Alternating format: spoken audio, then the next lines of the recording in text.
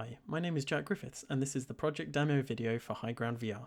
High Ground VR is a single-player virtual reality tower defense game built for the HTC Vive VR system, using SteamVR and Unity.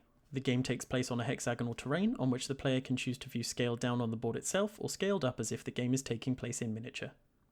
Many of you will have seen virtual reality and the possibilities created through gaming and immersive experiences. This project aims to explore the possibilities of this medium through an interpretation of the traditional tower defense genre.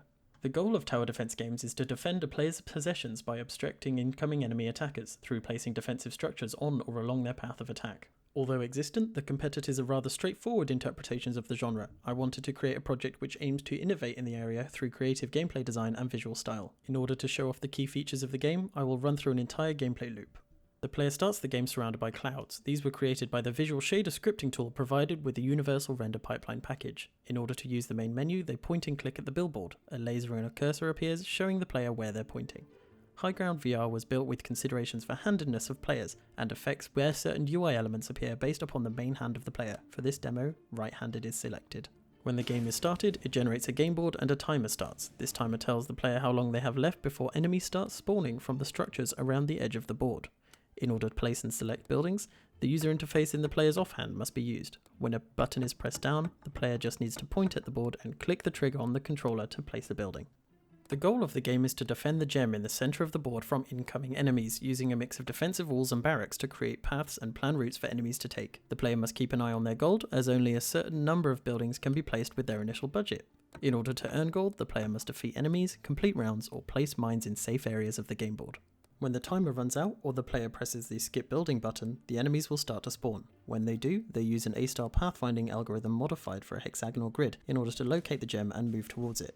If the enemies come adjacent to any friendly units spawned from a player's barracks, a battle begins.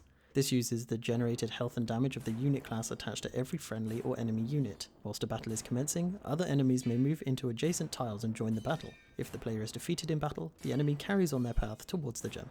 This tense situation allows the player to interject with their spells. This is available on the same offhand user interface and allows the player to choose a variety of effects to cast on enemies. This can be done from above, or the player can teleport down onto the game board itself to target individual units and deal more damage. If the player chooses to cast a speed up or slow down spell, the enemy will move and attack as per the effect cast on them. This works on both enemy and friendly units, so it can be used to slow down an enemy's attack or speed up a player's defense.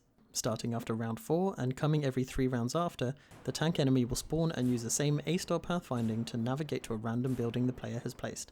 The tank enemy will destroy anything in its path, is 3 times the size of a normal enemy, and has so much health it warrants its own health bar.